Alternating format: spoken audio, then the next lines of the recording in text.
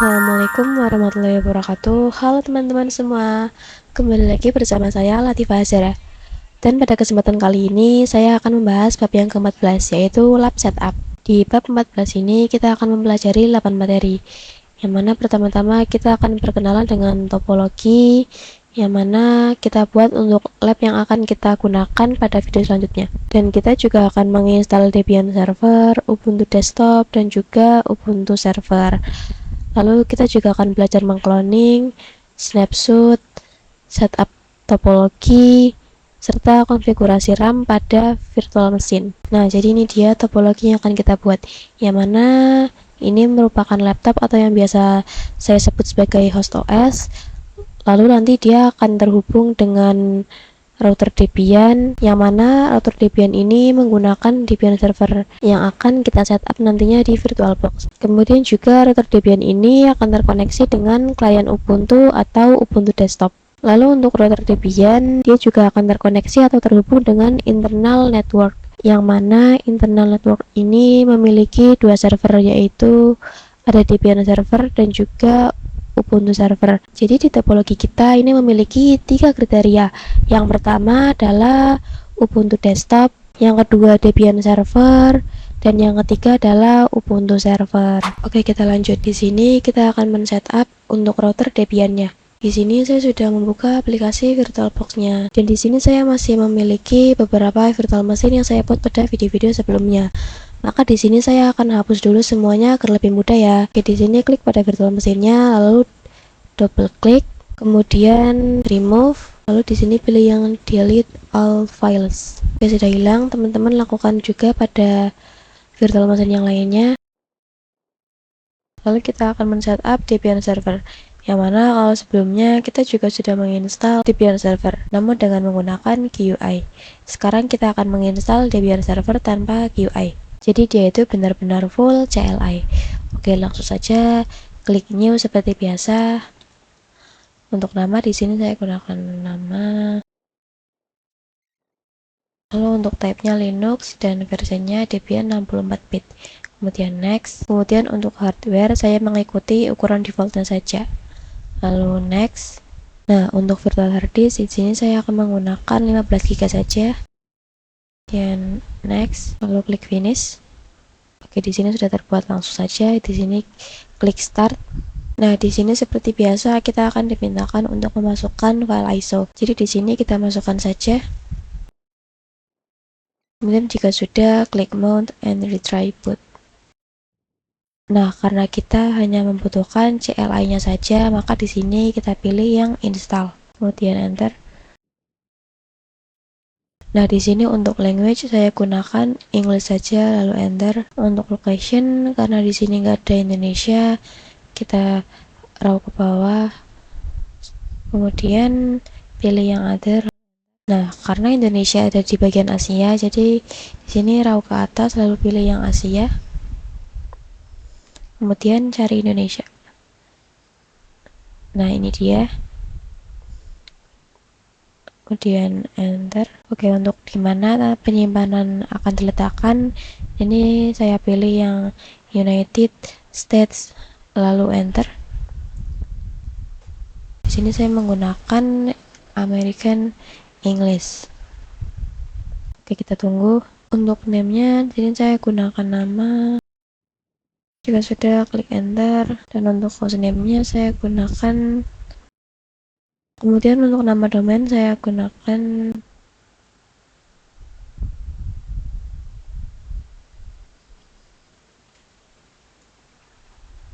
dan enter. Lalu untuk passwordnya ya mudah saja dulu karena kita masih belajar. Lalu enter dan kita masukkan lagi passwordnya. Untuk full name di sini saya gunakan. Kemudian untuk username saya samakan saja. Lalu untuk password user juga saya samakan seperti password root, tapi yang harus teman-teman ingat, karena ini kita masih belajar, jadi nggak apa-apa kalau passwordnya kita samakan. Tapi nanti ketika kita sedang berada di lapangan, passwordnya itu harus dibedakan dan dibuat rumit agar tidak disalahgunakan oleh orang yang tidak bertanggung jawab. Kemudian di sini saya masukkan passwordnya, masukkan lagi. di sini saya enter saja. Di sini saya gunakan yang guided use entire disk. Lalu enter. Lalu untuk select disk partition, saya pilih opsi yang ini karena hanya ada satu opsi saja. Kemudian enter. Lalu untuk partitionnya scheme, saya gunakan yang all files in one partition atau recommended for new user. Kemudian di sini saya pilih yang write the change to disk. Kemudian di sini untuk write the change disk, pilih opsi yang yes. Lalu untuk scan another CD or DVD, pilih yang no. Kemudian untuk use network mirror, pilih yang no juga. Lalu yang participate in the package usage survey sebenarnya optional, tapi di sini saya pilih yang no. Kemudian di sini untuk apa saja yang ingin diinstal, saya pilih yang standar sistem saja. Kemudian enter. Di sini untuk install the group bootloader, tentu saja kita harus klik yang yes. Lalu di sini pilih opsi yang kedua yaitu /dev/sda dan enter. Lalu di sini kita tunggu lagi. Oke, sudah selesai, installation complete. Kemudian klik continue. Oke, jadi ini saya tampilannya sudah langsung CLI ya. Kita coba login. Oke, saya sudah berhasil masuk. Nah, jadi seperti itu ya. Oke, di materi sebelumnya kita sudah menginstal Debian Server, yang mana Debian Server tersebut akan digunakan sebagai router. Nah, pada materi ini kita akan menginstal Ubuntu Desktop, yang mana nanti dia akan digunakan sebagai Ubuntu Client. Nah, sekarang kita akan menginstal Ubuntu Desktop, yang mana nanti dia akan digunakan sebagai Ubuntu Client. Untuk lanjut menginstal Ubuntu Desktopnya, kita harus menginstal file ISO-nya terlebih dahulu. Di sini saya mendownloadnya di aplikasi Chrome. Teman-teman tuliskan saja di pencarian download Ubuntu Desktop. Kemudian pilih yang paling atas, yang ini, lalu klik download. Tapi di sini karena saya sudah mempunyai downloadannya, jadi saya tidak mendownloadnya lagi. Saya akan pakai yang sudah saya download. Oke, di sini langsung saja buka VirtualBox-nya. Terus di sini klik new. Nah, untuk nama di sini saya gunakan nama Ubuntu Server. Seperti ini saya gunakan nama Ubuntu Desktop Client. Dan untuk type-nya di sini Linux dan versinya Ubuntu 64 bit. Lalu next. Untuk hardware saya mengikuti default saja. Kemudian next. Dan untuk virtual hard disk di sini saya gunakan 15 GB saja. Lalu next. Nah, jika sudah klik finish. Oke, sudah terbuat ya. Di sini seperti biasa kita klik start. Di sini kita input file ISO yang sudah kita download tadi. Oke, jika sudah klik mount and retry boot. Oke, sekarang kita sudah selesai dari proses loading tadi ya. Sekarang kita klik yang install Ubuntu, jangan yang try Ubuntu. Untuk keyboard di sini saya gunakan yang English US. Lalu klik continue. Kemudian di sini ada dua tipe instalasi ya. Kalau normal instalasi dia akan menginstal web browser, utilities, office software, games, and media players. Tapi kalau minimal installation dia cuma menginstal web browser dan basic utilities saja. Jadi di sini pilih yang normal installation, kemudian continue. Kemudian di sini ada dua opsi lagi, ada erase disk dan uninstall Ubuntu. Ini berarti dia akan menghapus disk Ubuntu lalu akan menginstal Ubuntu-nya lagi. Tapi karena pada Ubuntu saya tidak ada apa-apa, maka saya pilih yang erase disk and install Ubuntu. Kemudian klik install now. Lalu di sini kita klik continue. Nah, untuk wilayah karena saya berada di wilayah Jakarta, maka saya gunakan Jakarta. Kemudian continue. Lalu untuk mengisi username saya gunakan nama saya. Lalu untuk username saya gunakan nama Azah saja. Kemudian untuk password saya gunakan yang mudah. Kemudian klik continue. Oke, di sini installation complete ya. Kemudian di sini klik restart now. Kemudian di sini kita login terlebih dahulu ya. Oke, jadi untuk tampilan dari Ubuntu desktopnya seperti ini ya. Pada video sebelumnya kita kan sudah menginstal Debian Router dan juga Ubuntu Desktop Client. Nah, nantinya untuk Debian Server sebagai server kita tidak akan menginstal ulang lagi.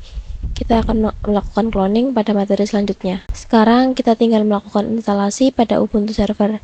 Nah, untuk instalasi Ubuntu Server sudah pernah kita lakukan pada video saya yang sebelumnya, yaitu pada video bab 2. Teman-teman bisa buka channel saya lalu cari video saya yang bab 2. Di situ ada tutorial menginstal Ubuntu servernya. Nah, di sini saya sudah menginstal untuk Ubuntu servernya. Kemudian di sini saya akan coba login seperti biasa. Oke, berhasil ya. Oke, sekarang kita akan mengcloning Debian. Nah, pada topologi kita itu kan terdapat Ubuntu Desktop, Debian Router, Ubuntu Server, dan Debian Server. Dan di sini kita sudah menginstal Debian Server untuk router, Ubuntu Desktop untuk client, dan Ubuntu Server untuk server. Kita belum menginstal Debian Server yang untuk server. Tapi di sini saya tidak akan menginstalnya karena saya akan mengcloning Debian Server ini menjadi Debian Server untuk server. Jadi di sini pada Debian servernya kita double klik, lalu klik clone. Kemudian untuk name-nya di sini saya gunakan nama Debian Server. Seperti ini, saya gunakan nama Debian Server. Kemudian klik next, lalu di sini pilih yang full clone, lalu klik finish. Ini dia sudah mulai mengcopy. Dia sudah selesai mengcloning ya.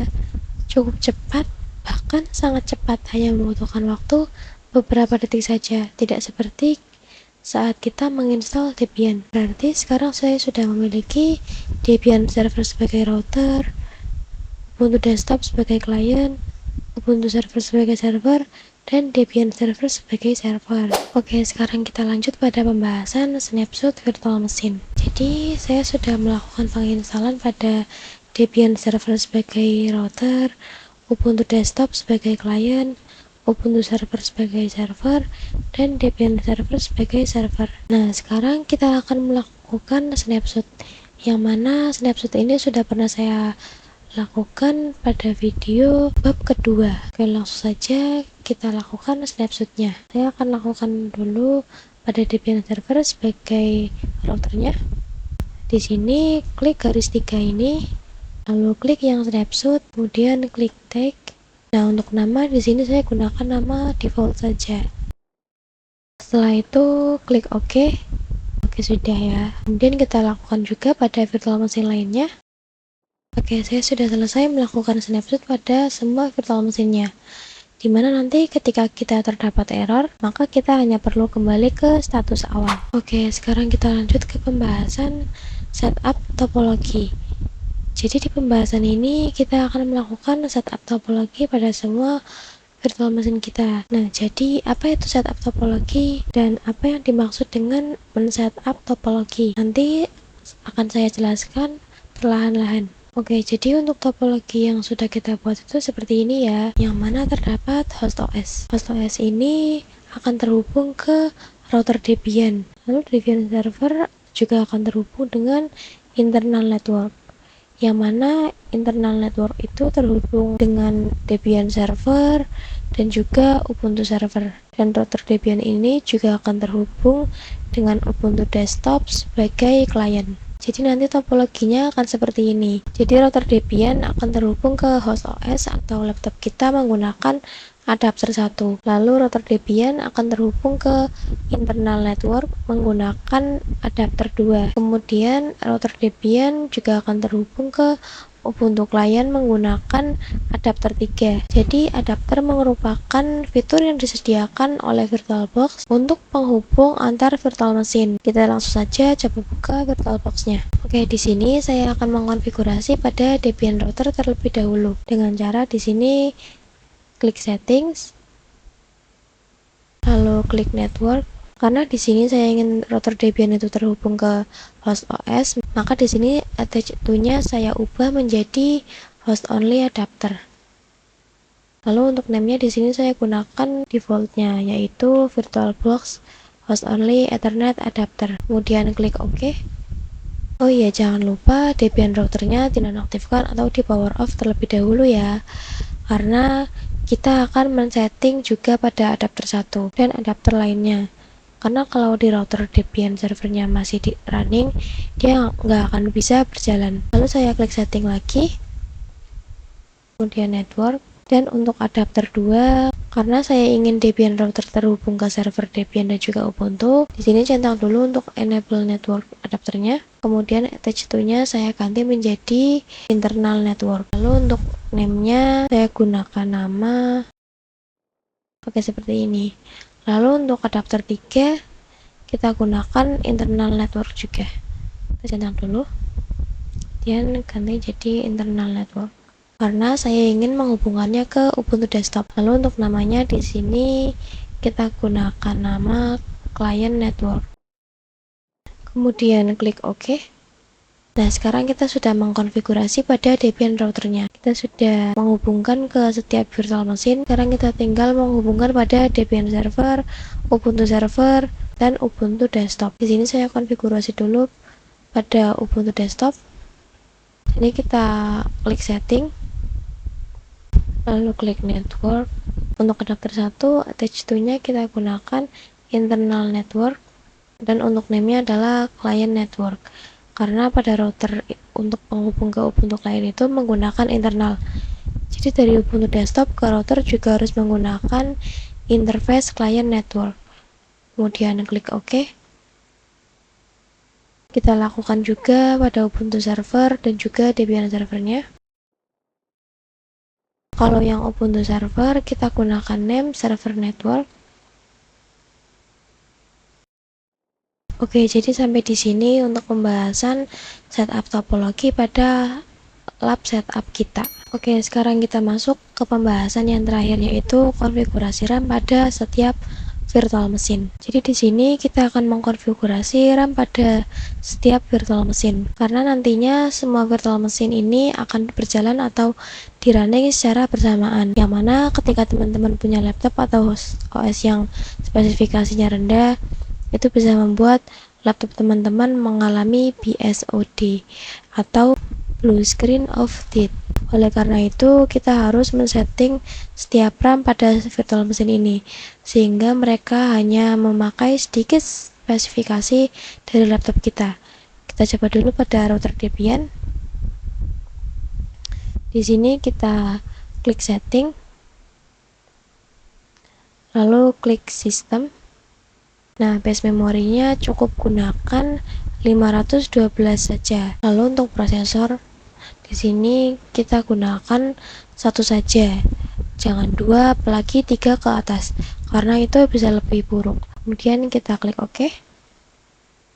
Lalu kita lakukan juga pada Ubuntu desktop client, Ubuntu server, dan juga Debian server.